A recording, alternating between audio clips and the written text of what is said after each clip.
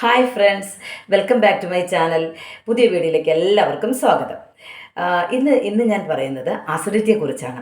നമുക്ക് എല്ലാവർക്കും നമ്മുടെ ചുറ്റുമുള്ളവരും നമ്മുടെ അന്യ സംസ്ഥാനങ്ങളിൽ ജോലി ചെയ്യുന്നവരുണ്ട്, പ്രവാസികളുണ്ട്. അവരൊക്കെ ഒരുപാട് പേര് എൻ്റെ ഫ്രണ്ട്സിൻ്റെയൊക്കെ പിന്നെ ബന്ധുക്കളും പിന്നെ ബ്രദേഴ്സും ഹസ്ബൻഡ്സൊക്കെ പറയുന്നൊരു കാര്യമാണ് അസിഡിറ്റി വലിയൊരു പ്രോബ്ലമാണ്, എന്താ ചെയ്യേണ്ടതെന്ന്. അപ്പോൾ നമ്മൾ ശ്രദ്ധിക്കേണ്ട ഒരു കാര്യമെന്ന് വെച്ചാൽ കൃത്യസമയത്തുള്ള ഭക്ഷണം.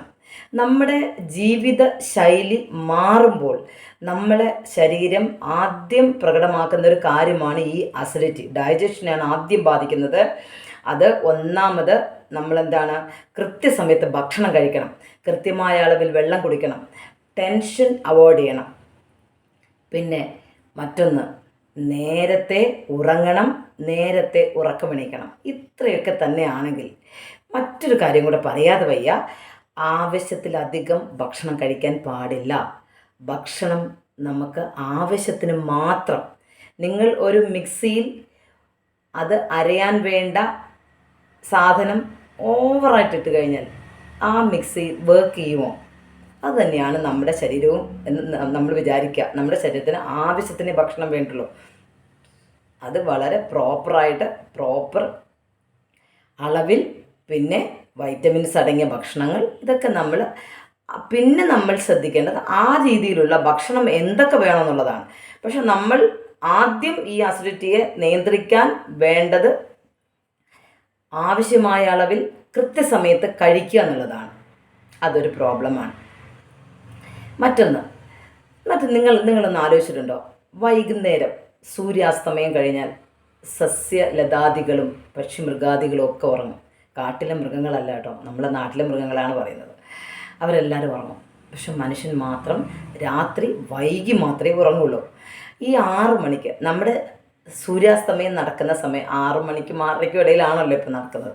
ആ സമയം മുതൽ നമ്മുടെ തലച്ചോറ് മെലാട്ടോൺ എന്ന് പറയുന്ന കെമിക്കൽ പ്രൊഡ്യൂസ് ചെയ്ത് കഴിയുമ്പോൾ നമ്മുടെ ശരീരത്തിലെ ആന്തരിക അവയവങ്ങളൊക്കെ ഇങ്ങനെ മയക്കത്തിലേക്ക് പോവുകയാണ്. അവരെ പണിയെല്ലാം നിർത്തിയിട്ട് മയക്കത്തിലേക്ക് പോവുകയാണ്, റെസ്റ്റിലേക്ക് പോവുകയാണ്. അതാണ് ആയുർവേദം പറയുന്നത് 6 മണിക്ക് മുമ്പ് ഭക്ഷണം കഴിക്കണമെന്നാണ്. വൈകുന്നേരത്തെ ഭക്ഷണം 6 മണിക്ക് മുമ്പ്. രാത്രി നിങ്ങൾക്ക് വിശക്കുന്നെങ്കിൽ എന്തെങ്കിലും ചെറിയ ഒരു പിന്നെ പാനീയങ്ങളോ എന്തെങ്കിലും കഴിച്ച്, അല്ലെങ്കിൽ ചെറിയൊരു പഴമോ, ഡൈജഷൻ അധികം ഇല്ലാത്ത, അതായത് ഹാർഡായിട്ടുള്ള ഭക്ഷണമൊക്കെ ഒഴിവാക്കണം. 8 മണിക്ക് മാക്സിമം 8 മണി, അതിനപ്പുറം ഭക്ഷണം കഴിക്കാൻ പോകരുത്. പിന്നെ നിങ്ങൾ ഭക്ഷണം വിഷമായിട്ടും അത് രോഗമായിട്ടും മാറും. അതാദ്യം ശ്രദ്ധിക്കണം. പിന്നെ ബ്രേക്ക്ഫാസ്റ്റ് വളരെ ഇമ്പോർട്ടൻ്റ് ആണ്. ബ്രേക്ക്ഫാസ്റ്റ് കഴിച്ചിരിക്കണം. അത് അളവ് കൂടിയാലും കുഴപ്പമില്ല, അത് നിങ്ങൾ നന്നായി കഴിച്ചിരിക്കണം. പിന്നെ രാവിലെ എണീറ്റാലുടൻ വെള്ളമാണ് കുടിക്കേണ്ടത്. നമ്മൾ ഡൈജഷന് വേണ്ട ഹൈഡ്രോക്ലോറിക് ആസിഡ് നമ്മുടെ ഇൻറ്റസ്റ്റൈനിൽ ഉൽപ്പാദിപ്പിക്കുമ്പോൾ അത് നമ്മുടെ കുടൽ ഭിത്തിയിൽ വീണ് പുണ്ണാകാനും അത് പിന്നെന്താവും, ക്യാൻസറായി മാറാനും സാധ്യതയുണ്ട്. അതുകൊണ്ട് രാവിലെ ചായയും കാപ്പി ഒഴിവാക്കിയിട്ട് വെള്ളം തന്നെ കുടിക്കണം. ഈ ഹൈഡ്രോക്ലോറിക് ആസിഡ് ഒന്ന് ഡൈല്യൂട്ടാണ്, ഒന്ന് നേർപ്പിക്കണം. അപ്പോൾ നേർപ്പിച്ച് കഴിഞ്ഞാൽ തന്നെ നമുക്ക് ഈ അസിഡിറ്റി പ്രോബ്ലം നമുക്ക് കുറയാൻ ഒരു കാരണമാണ്. മറ്റൊരുപാട് കാരണങ്ങളുണ്ട്, അതൊരു കാരണമാണ്. പിന്നെ കൃത്യമായ അളവിലെ ഭക്ഷണം കഴിക്കാവൂ. കുറേ ഭക്ഷണം വാരി കഴിക്കാൻ പാടില്ല എന്നത് വലിയൊരു കാര്യമാണ്. ഉച്ചയ്ക്കായാലും വൈകുന്നേരത്തൊക്കെ വളരെ മിതമായ ആഹാരം കഴിക്കുക. പിന്നെ ടെൻഷൻ അവോയ്ഡ് ചെയ്യുക, ഒന്നാമത്തെ കാര്യം. മറ്റൊരു കാര്യം ടെൻഷൻ അവോയ്ഡ് ചെയ്യാൻ കഴിയില്ല എന്നല്ല, എങ്ങനെ ടെൻഷൻ അവോയ്ഡ് ചെയ്യാൻ ചോദിക്കും. പക്ഷെ ഞാൻ ടെൻഷൻ അവോയ്ഡ് ചെയ്ത ഒരു ട്രിക്കെന്ന് പറയുന്നത്, ഞാൻ ടെൻഷനുള്ള കാര്യം ഇങ്ങനെ ആലോചിക്കുമ്പോൾ ഈ ടെൻഷനൊരു സൊല്യൂഷൻ നീ കണ്ടെത്താൻ പറ്റുമോ? പറ്റില്ല. അപ്പം ഞാൻ എന്ത് ചെയ്യും? പറ്റില്ലാത്ത കാര്യത്തിന് ഞാനതിന് വെറുതെ ടെൻഷൻ അടിക്കുന്നത്. കഴിയുന്ന കാര്യം ഞാൻ ചെയ്യും, ഇല്ലെങ്കിൽ വിട്ടേക്കും. വരുന്നിടത്ത് വെച്ച് കാണാൻ വിചാരിക്കും. വരുന്നിടത്ത് വെച്ച് കാണുന്നത് എന്ത് ഫേസ് ചെയ്യാൻ നമ്മൾ മൈൻഡിന് പവർ കൊടുക്കുക എന്നുള്ളതാണ്. പവർ കൊടുക്കാനുള്ള കാരണം നമ്മൾ സ്നേഹിച്ച് തുടങ്ങണം. നമ്മളെ സ്നേഹിച്ച് തുടങ്ങുമ്പോഴേ നമ്മൾ മാത്രമേ ഉള്ളൂ. ആക്ച്വലി നമ്മൾ മാത്രമേ ഉള്ളൂ. എൻ്റെ അമ്മയൊക്കെ പറയുന്നൊരു കാര്യമുണ്ട്, സ്വന്തം കൈ മാത്രമേ നമ്മുടെ തലയിൽ വെക്കാൻ പറ്റുള്ളൂ, തലയണയ്ക്ക് പകരം വെക്കാൻ പറ്റുള്ളൂ. വേറൊരാളിൻ്റെ കയ്യിൽ നമ്മൾ തല വെച്ച് കിടന്നാൽ അവർക്ക് വേദനിക്കും, അവരെടുത്ത് പോകും, അല്ലേ? അപ്പോൾ അതുപോലെ നമ്മുടെ ശരീരത്തെയും നമ്മുടെ മനസ്സിനെയും നമ്മൾ സ്നേഹിക്കാൻ തുടങ്ങുമ്പോൾ നമ്മൾ നന്നായിരിക്കണം, നമ്മൾ ആഗ്രഹിക്കും, നമ്മൾ നന്നായിരിക്കുകയും ചെയ്യും. അപ്പോൾ എനിക്ക് പറയാനുള്ളൊരു കാര്യം, അസിഡിറ്റി ഞാൻ മാറ്റിയ ഒരു ചെറിയ ട്രിക്ക് ഞാൻ പറഞ്ഞുതരാം. രാത്രി നമ്മൾ ബ്രഷ് ചെയ്തിട്ടാണല്ലോ കിടക്കുന്നത്. അപ്പോൾ രാവിലെ എണീറ്റാൽ ബ്രഷ് ചെയ്യാതെ ഒരു ഗ്ലാസ് വെള്ളം കുടിക്കുക.